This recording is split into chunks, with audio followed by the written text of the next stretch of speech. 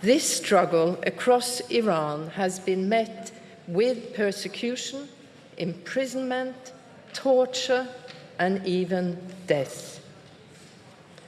Freedom. She fights for freedom of expression and the right to independence, and against rules requiring women to remain out of sight and cover up their bodies. The freedom demands expressed by demonstrators apply not only to women, but to the entire population. In the 1990s, as a young physics student, Narges Mohammadi was already distinguishing herself as an advocate for equality and women's rights. After concluding her studies, she worked as an engineer as well as a columnist in various reform-minded newspapers. In 2003, she became involved with the defense of human rights. نرگس محمدی مهندس شد و برای برابری حقوق زنان فعالیت کرد. در سال 2003 او شامل مرکز حقوق بشر در تهران شد، نهادی که توسط شیرین عبادی برنده جایزه صلح نوبل ایجاد شده بود.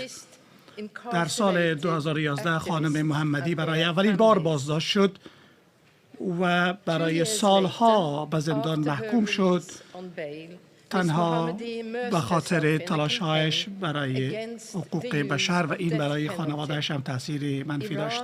2 سال بعد از آزادی خانم محمدی به قید ضمانت، او باری دیگر صدای خود را علیه حکم اعدام بلند کرد و از اعدام افراد در کشور اعتراض کرد که بیشترین تعداد اعدام شدگان را دارد. از سال 2022 ماه جنوری صدها نفر در ایران به اعدام محکوم شدند. فعالیت نرگس محمدی علیه حکم اعدام بار دیگر منجر به بازداشت و زندانی شدن او شد. او سالهای بیشتری به پشت میله های زندان محکوم شد.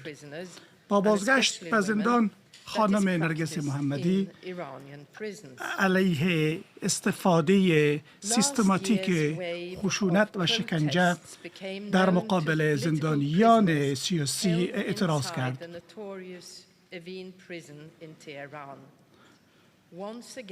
موج سال گذشته به بازداشت گسترده فعالان سیاسی منجر شد که بار دیگر به اعتراض خانم نرگس محمدی انجامید. او برای دفاع از همبندهایش تلاش‌های خود را انجام داد و اقدامات همبستگی برای دفاع از حقوق همبندهایش انجام داد. مقام‌های زندان با تحمیل فشارها و محدودیت‌های بیشتر به او پاسخ دادند. دید و بازدید با خانم نرگس محمدی دشوار شده است. اما خانم نرگس محمدی توانست یک مقاله را بیرون از زندان بدهد که به مناسبت مهسا امینی در نیویورک تایمز منتشر شد و او نوشته بود در اینجا: هر چقدر ما را به زندان بندازند و به بند، فعالیت ما بیشتر خواهد شد. خانم محمدی از زندان سعی کرده است که برای دفاع از حقوق بشر فعالیت کند. نرگس محمدی یک زن است، مدافع حقوق بشر است و یک آزادی جو و مبارز آزادی است. از این رو جایزه صلح نوبل امسال بر اساس تصمیم کمیته صلح نوبل نروژ برای خانم نرگس محمدی برای آزادی و دموکراسی در ایران اعطا می شود. امسال جایزه صلح نوبل امسال همچنین می خواهد تاکید کند که صدها هزار نفر هستند که علیه سیاست‌های تئولوژیک و مستبدانه ایران داده میشه. جهان تنها از طریق برابری و آزادی میتواند به صلح برسد، چنانچه آلفرد نوبل گفته بود که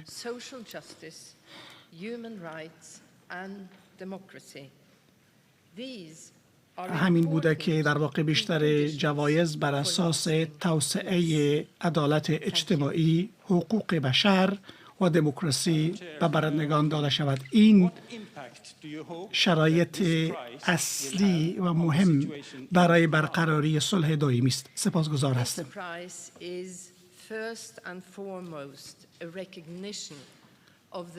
سوالی که مطرح میشه است که این جایزه چه تأثیری بر اوضاع در ایران خواهد داشت.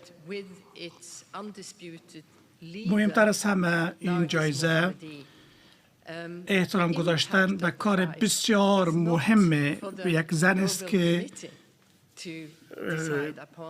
جدی بوده و این خانم نرگس محمدی است.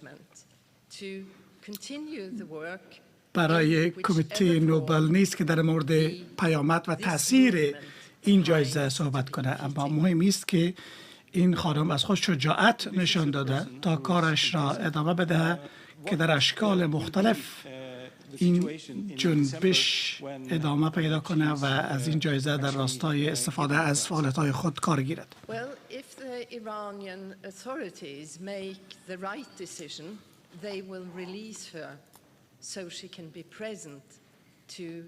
در پاسخ به سوال دیگر، اگر مقام‌های جمهوری اسلامی تصمیم درست را بگیرند، اونا باید نرگس محمدی را آزاد کنند تا او بیاید و دریافت کند این جایزه خود را. امیدواری ما همین است. ما چند ماه فرصت داریم که برای این رخداد آمادگی بگیریم که جایزه را رسما اعطا کنیم.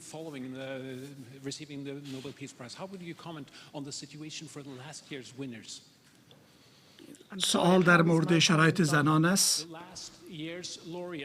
که پرسیده میشه. نظر شما در مورد وضعیت زنان چیست؟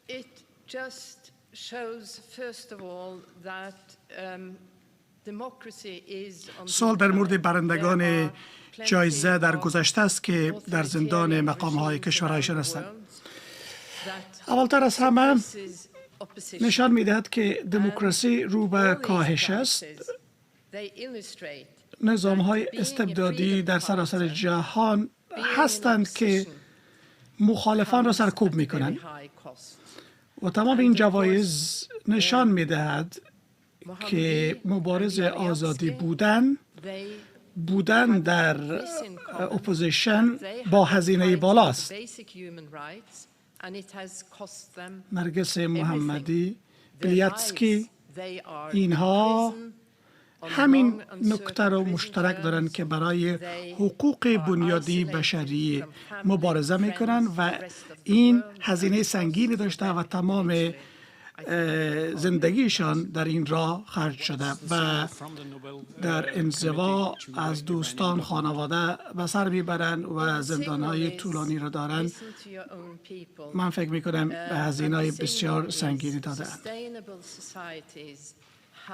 پیام شما به حکومت ایران چیست؟ پیام ما این است که احترام به مردم خود بگذارن. پیام این است که جوامع پایدار جامعه مدنی دارد. حقوق بنیادی اساسی دارد و احترام و عزت به شهروندان دارد. این پیام ماست. This is, of course, impossible for us to predict. She is already in prison. She has سوال در مورد امنیت خانم نرگس محمدی است. برای ما غیر ممکن است که پیش بینی کنیم. خانم نرگس محمدی قبلا به زندان رفته است او مبارزات خود را از زمان شروع کرد که دانشجو بود و زندگیش با خطراتی بود که محاسبه کرده بود. در موقعیت قرار داده بود خود را خانم نرگس محمدی که حاضر بود با تمام هزینه ها اهداف خود را دنبال کند.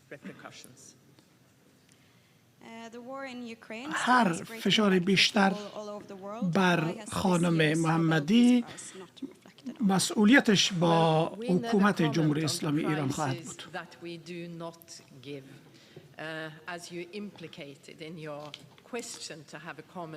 سوال در مورد جنگ اوکراین که چرا جایزه را نبرد. ما هرگز در مورد کسانی که برنده جایزه نمی شود پاسخ و توضیح نمی دهیم. دلیل نمی دهیم که چرا جایزه را به آن ندادیم. امسال ما متوجه شدیم که این مسئله خاصه، این جنبش خاصی که در ایران وجود داره یک فضایی را به وجود آورده که بسیار آن را در واقع انقلاب می نامند. ما متوجه هستیم که این انقلاب در واقع متفاوت است، چرا که رهبری آن به دست زنان است. این بسیار مهم است. اینم مهم است که در واقع نصف جامعه در سراسر جهان با مشکلات زیاد روبرو هستند که باید به حقشان احترام گذاشته شود.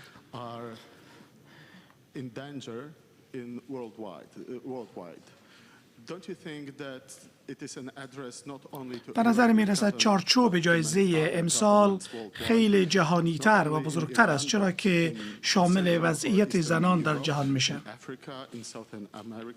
به نظر می رسد پیام کمیته صلح تنها به حکومت ایران نیست، بلکه فراتر از حکومت جمهوری اسلامی است. پیام این جایزه‌ای که به خانم نرگس محمدی داده شده کاملا.